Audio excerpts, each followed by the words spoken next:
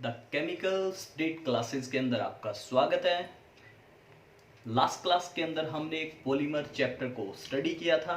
आज हम फिर एक नया चैप्टर लेकर आए हैं जिसका नाम है सॉलिड स्टेट, ठोस अवस्था। लेकिन उससे पहले एक इम्पोर्टेंट इंफॉर्मेशन, इस YouTube चैनल के ऊपर आपको 12th क्लास के सारे चैप्टर धीरे धीरे प्रोवाइड किए जाएंगे। आई होप ये वीडियो आप बार बार देखते रहिए और अपने नोट्स भी प्रिपेयर करते रहे। आपके दिन, ये जो छुट्टियों के दिन हैं, ये काफ़ी यूज़ में आ जाएंगे। तो आज हम अपने नेक्स्ट चैप्टर सॉलिड स्टेट को स्टार्ट करते हैं। स्टार्ट करने से पहले आप इस चैनल को लाइक कीजिए, शेयर कीजिए और सब्सक्राइब भी कीजिए। पॉलीमर्स चैप्टर के बाद में सॉलिड स्टेट चैप्टर को सबसे पहले हम इंट्रोडक्शन की बात करते हैं कि सॉलिड होते क्या है, यानी कि चैप्टर का इंट्रोडक्शन कि सॉलिड होते क्या है। ठोस अवस्था की परिभाषा हमें छोटी क्लास से कंटिन्यू सिखाई जाती है कि कोई भी ठोस जो होते हैं उनके जो अवयवी कण होते हैं, अवयवी कण, उनके बीच में पाए जाते हैं प्रबल अंतराण्विक आकर्षण बल। प्रबल अंतराण्विक आकर्षण बल यानी कि स्ट्रॉन्ग इंटरमोलिकुलर फोर्सेस पाए जाते हैं। और स्ट्रॉन्ग इंटरमोलिकुलर फोर्सेस की वजह से ये सारे के सारे, इनका जो आकार है, इनका आयतन है, वो क्या रहता है, निश्चित। छोटी क्लास के अंदर सबसे पहली इंपॉर्टेंट डेफिनेशन सिखाई जाती है ठोस अवस्था की, कि ठोस अवस्था किसी भी पदार्थ की ऐसी अवस्था होती है जिसमें अवयवी कणों के मध्य प्रबल अंतराण्विक आकर्षण बल पाए जाते हैं, जिसकी वजह से इनका आकार, आयतन निश्चित होता है। और सारे के सारे जो ठोस है, इसी वजह से सारे के सारे ठोस हमारे कठोर होते हैं। ये तो है ठोस अवस्था की सबसे इजी डेफिनेशन। अब सबसे ज्यादा कठोर होंगे तो इसका मतलब इनका जो गलनांक है, इनकी प्रबलता है, वो सबसे अधिक होती है। एक चीज और ध्यान रखने वाली है कि अवयवी कण का मतलब क्या होता है। मेनली कोई भी द्रव्य या फिर कोई भी पदार्थ है, उसकी 3 प्रकार की अवस्था होती है। उन्हीं अवस्थाओं में एक अवस्था होती है ठोस अवस्था। अवयवी कण का मतलब होता है कि कोई भी अणु या फिर कोई परमाणु या फिर कोई आयन, ये सारे के सारे मिलकर अवयवी कण का निर्माण करते हैं। यानी कि कोई भी पदार्थ हमारा या तो अणु से मिलकर बना हो सकता है, या फिर परमाणु से मिलकर बना हो सकता है, या फिर हमारा आयन से मिलकर बना हो सकता है। ये हमारे चैप्टर की डेफिनेशन है। छोटी क्लास के अंदर काफी टाइम से स्टार्ट कर चुके हैं। सॉलिड स्टेट, ठोस अवस्था का मतलब है पदार्थ की ऐसी अवस्था जिसमें अवयवी कणों के मध्य प्रबल अंतराणिक आकर्षण बल पाए जाते हैं, जिसकी वजह से इनका आकार, आयतन निश्चित होता है और इसी वजह से ये कठोर होते हैं। इनका गलनांक, क्वथनांक अधिक होता है, इनकी प्रबलता भी अधिक होती है। अवयवी कण का मतलब होता है कि कोई अणु या फिर कोई परमाणु या फिर कोई आयन, यानी कि कोई भी पदार्थ हमारा अणुओं से मिलकर भी बना हो सकता है, परमाणुओं से मिलकर भी बना हो सकता है और आयन से भी मिलकर बना हो सकता है। नेक्स्ट टॉपिक की हम बात करते हैं कि ठोस जो होते हैं वो हमारे मेनली 2 प्रकार के होते हैं।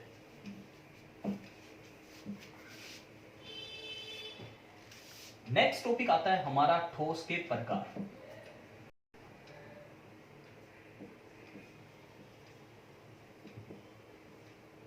ठोस के प्रकार। ठोस मेनली हमारे 2 प्रकार के होते हैं। पहले प्रकार के जो ठोस होते हैं उन्हें हम बोलते हैं क्रिस्टलीय ठोस,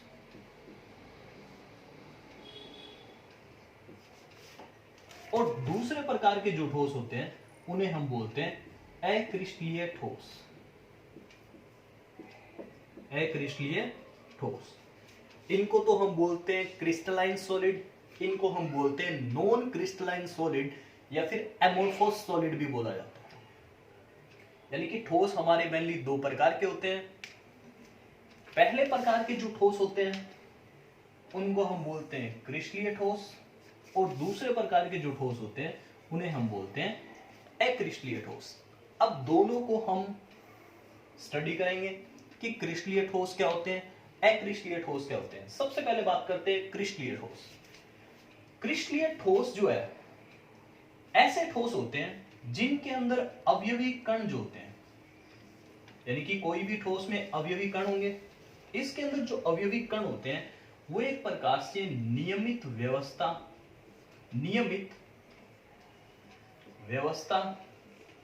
तथा निश्चित ज्यामिति में होते हैं। निश्चित ज्यामिति में होते हैं, यानी कि क्रिस्टलीय ठोस ऐसे ठोस होते हैं जिनमें अवयवी कण जो है वो नियमित व्यवस्था में और निश्चित ज्यामिति में होते हैं। अक्रिस्टलीय ठोस जैसे नाम से इंडिकेट है, एक प्रकार से इसका अपोजिट है, तो हम कह सकते हैं कि इसके अंदर अवयवी कण जो है नियमित व्यवस्था तथा निश्चित ज्यामिति में नहीं होते, यानी कि इसके अंदर अवयवी कण जो है उसकी कभी भी व्यवस्था और ज्यामिति निश्चित नहीं होती। इनकी ज्यामिति और व्यवस्था निश्चित होती है, इसी वजह से हम इनको बोलते हैं वास्तविक ठोस बोलते हैं, यानी कि ट्रू सॉलिड बोलते हैं। वास्तविक ठोस या फिर हम इनको बोलते हैं ट्रू सॉलिड। अक्रिस्टलीय ठोस जो है इनकी ज्यामिति और व्यवस्था निश्चित नहीं होती, इस वजह से हम इनको बोलते हैं आभासी ठोस। आभासी ठोस भी बोला जाता है इनको, और उसके अलावा इनके लिए एक नया वर्ड यूज किया जाता है, अतिशीतित द्रव यूज किया जाता है, जो कि अपने आप में एक इंपॉर्टेंट वर्ड है, अतिशीतित द्रव, जिसको हम बोलते हैं सुपर कोल्ड लिक्विड।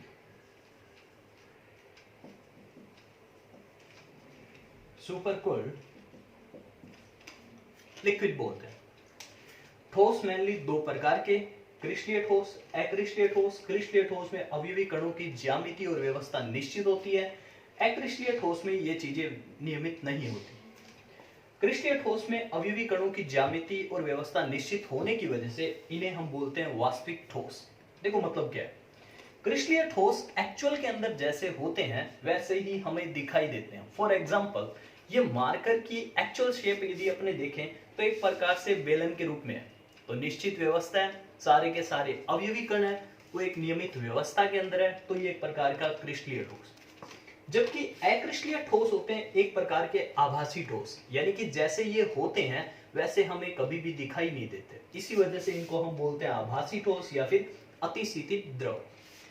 क्रिस्टलीय ठोस के एग्जाम्पल के रूप में कुछ एक चीजें आती है, जिनके अंदर सबसे पहला एग्जाम्पल आता है NaCl का। NaCl, KCl, Na2CO3, Cu, Fe, और एक आता है क्वार्ट्ज एटसेट्रा। अब देखो एग्जांपल, NaCl को हम बोलते हैं नमक। यदि नमक को देखा जाए तो उसके सारे के सारे कण एकदम एक्चुअल शेप के होते हैं, एक निश्चित आकार के होते हैं, तो वो हमारा आता है क्रिस्टलीय ठोस के अंदर। और यदि अक्रिस्टलीय ठोस की बात करें तो अक्रिस्टलीय ठोस के अंदर हमारे एग्जांपल आते हैं जैसे रबर के बारे में हम अपने लास्ट चैप्टर पॉलीमर्स के अंदर पढ़ चुके हैं। उसके अलावा इसमें आता है क्वार्ट्ज, इसमें आता है हमारा क्वार्ट्ज कांच को इसमें रखा जाता है। उसके अलावा हमारे आते हैं प्लास्टिक एटसेट्रा, ये सारे के सारे हमारे आते हैं अक्रिस्टलीय ठोस के अंदर। क्वार्ट्ज तो आता है क्रिस्टलीय ठोस में, और क्वार्ट्ज कांच यानी कि सामान्य जो कांच होते हैं वो हमारे आते हैं अक्रिस्टलीय ठोस में। और जितने भी प्रकार के पॉलीमर्स हैं वो सारे भी हमारे अक्रिस्टलीय ठोस में ही रखे जाते हैं। क्रिस्टलीय ठोस के बारे में एक इंपॉर्टेंट चीज और कि क्रिस्टलीय ठोस जो होते हैं उनके लिए गलनांक बिंदु जो है वो हमारे निश्चित होते हैं, यानी कि एक अभिलाक्षणिक ताप के ऊपर ये पिघलना शुरू हो जाते हैं। क्रिस्टलीय ठोस जो है वो एक निश्चित ताप पर हमारे मेल्ट होना शुरू हो जाते हैं, यानी कि इनका जो मेल्टिंग पॉइंट है वो एकदम फिक्स होता है। अक्रिस्टलीय ठोस के अंदर किसी भी प्रकार की ज्यामिति या फिर व्यवस्था निश्चित नहीं होती, आभासी होते हैं। आभासी के साथ साथ हम इनको अतिशीति द्रव भी कहते हैं। तो इनके लिए जो गलनांक बिंदु है वो कभी भी निश्चित नहीं होता, यानी कि हम कह सकते हैं इनका जो गलनांक है, गलनांक हमारा अनिश्चित होता है। ये क्रिस्टलीय और अक्रिस्टलीय ठोस के बारे में थोड़ी सी जनरल इंफॉर्मेशन। नेक्स्ट हम इसी के अंदर एक स्टार्ट करते हैं अतिशीति द्रव के बारे में, कि अतिशीति द्रव होते ही क्या है, जिसको मैंने इंपॉर्टेंट बताया था।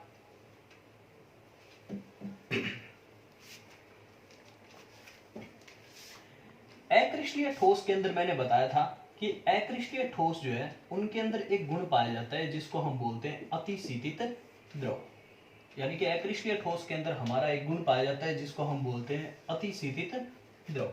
यानी अतिशीतित द्रव होता क्या है? अतिशीतित द्रव का मतलब होता है कि जो भी हमारे अक्रिस्टलीय ठोस है, यानी कि हमारा कोई भी अक्रिस्टलीय ठोस है, उस अक्रिस्टलीय ठोस को यदि मैं मैक्सिमम टेम्परेचर के ऊपर गर्म करता हूं तो उसके अंदर द्रव के रूप में बहने का गुण पाया जाता है। द्रव के रूप में बहने का गुण पाया जाता है और इसी गुण को हम बोलते हैं अतिशीतित द्रव। यानी कि कोई भी अक्रिस्टलीय ठोस है, उस अक्रिस्टलीय ठोस को यदि हम गर्म करते हैं तो वो द्रव के रूप में कन्वर्ट हो जाएंगे और उसके अंदर बहने का गुण पाया जाता है। इसी को हम बोलते हैं अतिशीतित द्रव। बहने का गुण तो होता है इसमें, लेकिन बहने का गुण एक प्रकार से पानी की अपेक्षा कम होता है। अतिशीतित द्रव का भी हम एक एग्जांपल लेते हैं। जैसे मैंने अक्रिस्टलीय ठोस में एक एग्जांपल लिया था कांच का। कई बार एक इंपॉर्टेंट क्वेश्चन पूछा जाता है कि जो भी हमारे पुराने घरों की खिड़कियों के जो कांच होते हैं, यानी कि जो विंडो पर लगे होते हैं कांच, वो उनकी जो मोटाई है ऊपर से तो कम होती है और नीचे से मोटाई होती है ज्यादा। इसका रीजन आता है अतिशीतित द्रव। क्यों? पुराने घरों की खिड़कियों के कांच जो है उसके ऊपर सनलाइट कंटिन्यू पड़ती है। सनलाइट पड़ने की वजह से कांच जो है पिघलकर मेल्ट होकर थोड़ा सा नीचे आ जाता है और नीचे आने के बाद में वहां पर इकट्ठा हो जाएगा। इकट्ठा होने की वजह से ऊपर की मोटाई तो कम हो जाती है और नीचे की मोटाई अधिक हो जाती है। इसी को हम बोलते हैं अतिशीतित द्रव।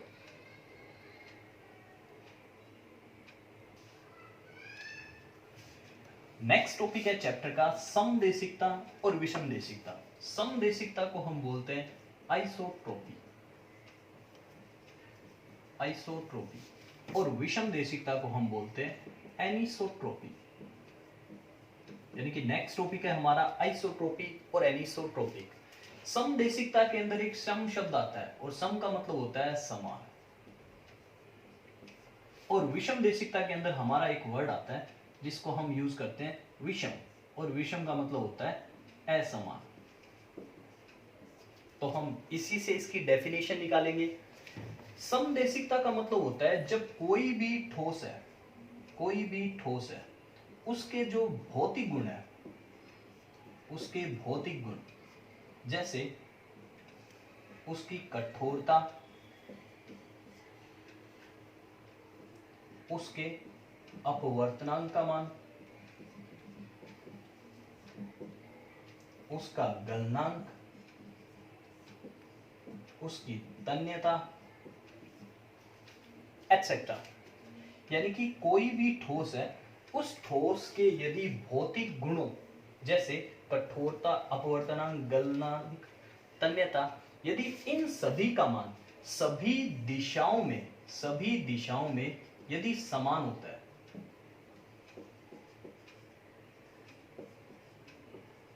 सभी दिशाओं में समान होता है, तो उसे हम बोलते हैं समदेशिकता। समदेशिकता के अंदर सम का मतलब समान, यानी कि कोई भी ठोस है यदि उसके भौतिक गुणों का मान सभी दिशाओं के अंदर यदि समान रहता है तो उसे हम बोलते हैं समदेशिकता। फॉर एग्जांपल, ये मार्कर है, इस मार्कर की कठोरता जो यहाँ पर है वही रहेगी बाहर, और कहीं भी लेकर चले जाएं सभी जगह समान रहेगी, तो वो कहलाती है अपनी समदेशिकता। दूसरा आता है विषमदेशिकता। विषमदेशिकता में क्या होता है कि कोई भी ठोस है उसके जो भौतिक गुण है, कोई भी ठोस है उसके जो भौतिक गुण है, कठोरता, अपवर्तनांक, गलनांक, तन्यता और भी बहुत सारे भौतिक गुण हैं, उन सभी का मान सभी दिशाओं में असमान होता है, सभी दिशाओं में असमान होता है, उसे हम बोलते हैं विषम देशिकता। इससे पहले हमने पढ़ा था क्रिस्टलीय और अक्रिस्टलीय ठोस। क्रिस्टलीय ठोस में अवयवी कणों की ज्यामिति निश्चित होती है और अक्रिस्टलीय ठोस में अवयवी कणों की ज्यामिति अनिश्चित होती है। तो यदि मैं उसी को दोनों प्रकार के ठोस को इनमें रखना चाहूं तो सम का मतलब, सम का अपोजिट हमारा होना चाहिए नेगेटिव सेंस के अंदर, सम हमारा पॉजिटिव सेंस में आता है। तो यानी कि जितने भी जितने भी अक्रिस्टलीय ठोस होते हैं, जितने भी अक्रिस्टलीय ठोस होते हैं वो सारे के सारे हमारे समदेशिक प्रकृति के होते हैं, और जितने भी क्रिस्टलीय ठोस होते हैं, जितने भी क्रिस्टलीय ठोस है वो सारे के सारे हमारे विषम देशिक प्रकृति के होते हैं। यानी कि एक प्रकार से इनका अपोजिट आ गया। अक्रिस्टलीय ठोस में ज्यामिति निश्चित नहीं होती, जबकि सम अपना पॉजिटिव आंसर देता है, तो सम का अपोजिट अक्रिस्टलीय और विषम का अपोजिट क्रिस्टलीय। यानी कि जितने भी क्रिस्टलीय ठोस है वो तो विषम देशिक प्रकृति के, जितने भी अक्रिस्टलीय ठोस वो हमारे समदेशिक प्रकृति के होते हैं। समदेशिकता यानी कि आइसोट्रोपी और विषम देशिकता एनिसोट्रोपिक, दोनों की दोनों ठोस की एक प्रकार की प्रकृति है, जिसका मतलब होता है यदि कोई भी ठोस है उसके भौतिक गुणों का मान सभी दिशाओं के अंदर यदि समान होता है तो समदेशिकता प्रकृति के अंदर आती है, और यदि कोई भी ठोस है उसके भौतिक गुणों का मान सभी दिशाओं में असमान होता है तो वो आती है विषम देशिकता प्रकृति के अंदर। विषम देशिक प्रकृति सिर्फ और सिर्फ पाई जाती है क्रिस्टलीय ठोसों में, और समदेशिक प्रकृति हमारी पाई जाती है अक्रिस्टलीय ठोसों में। अब सवाल आता है कि अक्रिस्टलीय ठोस तो हमारे समदेशिक प्रकृति के होते हैं और क्रिस्टलीय ठोस हमारे सारे के सारे विषम देशिक प्रकृति के होते हैं, तो इसके पीछे कारण क्या है? यानी कि क्रिस्टलीय ठोस सारे के सारे, इसका कारण और इसका कारण, दोनों की बात करें। विषम देशिक प्रकृति क्रिस्टलीय ठोसों में पाई जाती है। क्रिस्टलीय ठोसों के अंदर मैंने पहले ही आपको एक चीज बताई थी कि क्रिस्टलीय ठोसों के अंदर अवयवी कण जो होते हैं उनकी ज्यामिति हमेशा निश्चित होती है। मान लो मैंने दो प्रकार के अवयवी कण ले लिए, एक अवयवी कण को मैं डार्क करता हूं,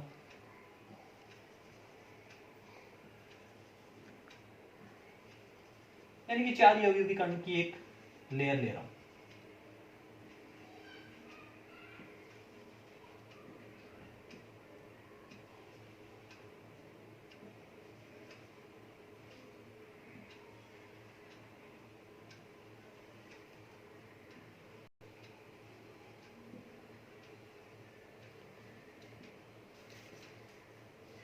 एक अवयवी कण जो है उसकी प्रकृति, उसके अवयवी कण तो मैंने ले लिए रेड कलर के अंदर, डार्क के अंदर, और दूसरे प्रकार के जो अवयवी कण है उनको मैंने ले लिया ब्लैक में।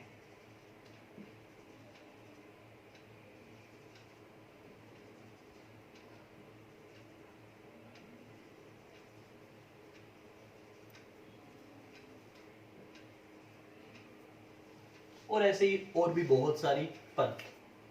क्रिस्टलीय ठोस में अवयवी कणों की ज्यामिति निश्चित है, इसलिए मैंने सभी अवयवी कणों को एक निश्चित ज्यामिति में शो किया है।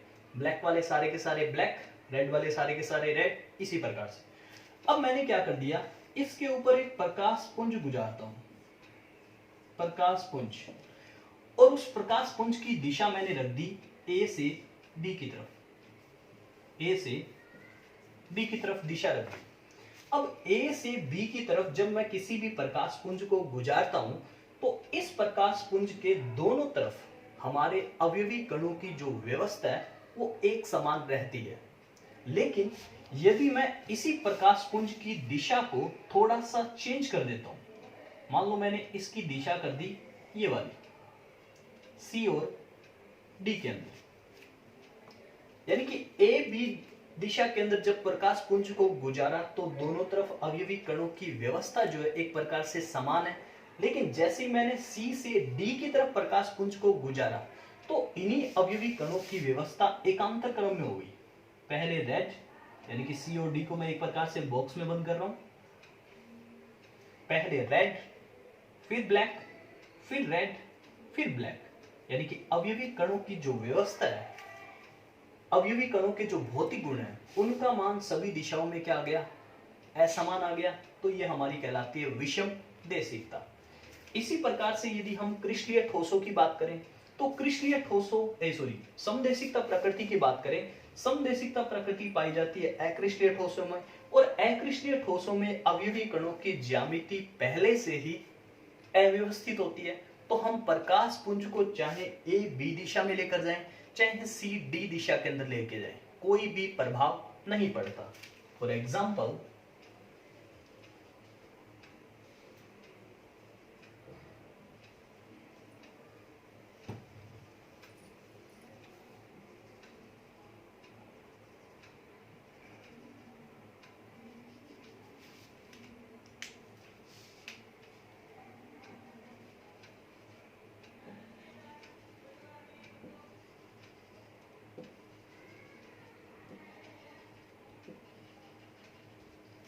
अब ये मैंने अक्रिस्टलीय ठोसों की एक व्यवस्था ले ली जिसके अंदर कोई निश्चित व्यवस्था नहीं होती।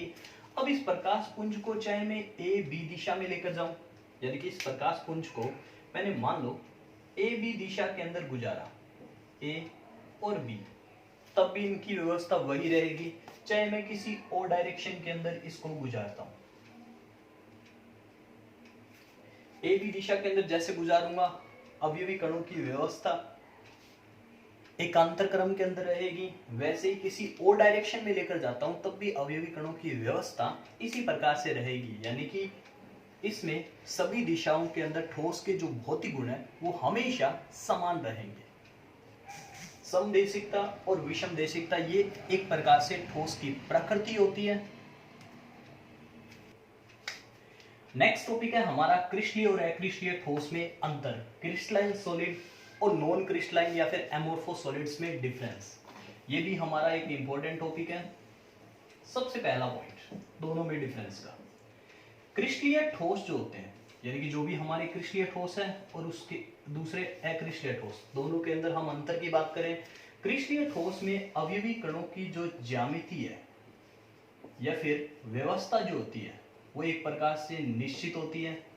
अक्रिस्टलीय ठोस में ऐसा कुछ भी नहीं होता, जो हम पहले ही पढ़ चुके हैं।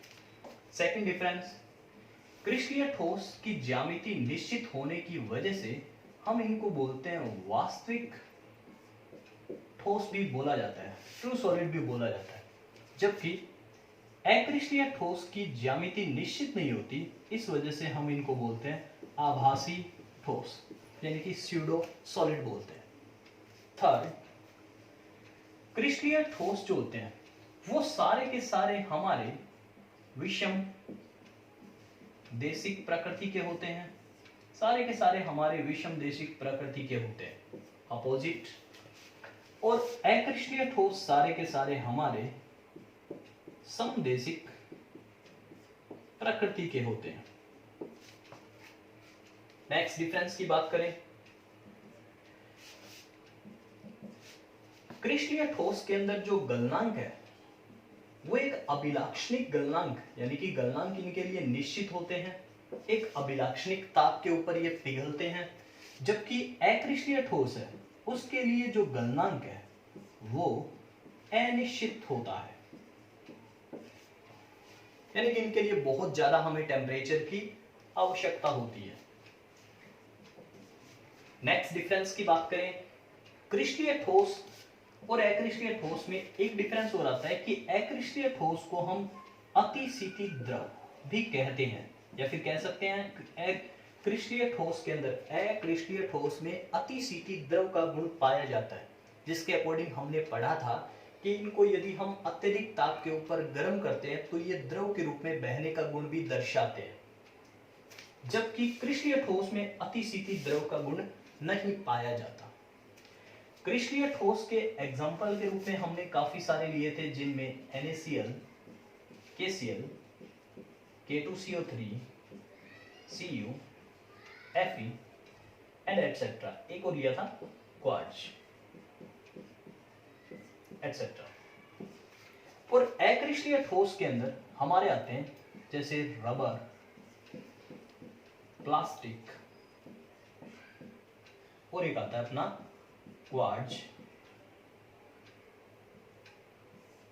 कांच एटसेट्रा। यानी कि अक्रिस्टलीय ठोस में हमारे जितने भी प्रकार के पॉलीमर्स होते हैं वो सारे के सारे इसके अंदर आते हैं। आज की क्लास में ही इतना ही। नेक्स्ट क्लास के अंदर हम बात करेंगे क्रिस्टलीय ठोस के अंदर क्रिस्टलीय ठोस के प्रकारों की, कि क्रिस्टलीय ठोस कितने प्रकार के होते हैं।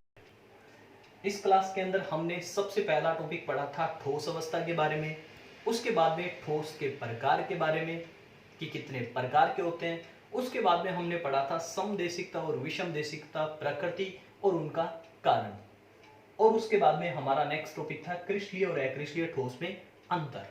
नेक्स्ट क्लास के अंदर अपने सिर्फ और सिर्फ क्रिस्टलीय ठोस के प्रकार की बात करेंगे कि क्रिस्टलीय ठोस कितने प्रकार के होते हैं, कैसे प्रकार के वो गुण शो करते हैं एटसेट्रा। आई होप ये वीडियो आपको पसंद आएगा, और please again I will tell you कि चैनल को लाइक कीजिए, शेयर कीजिए, सब्सक्राइब कीजिए। जय हिंद, जय भारत।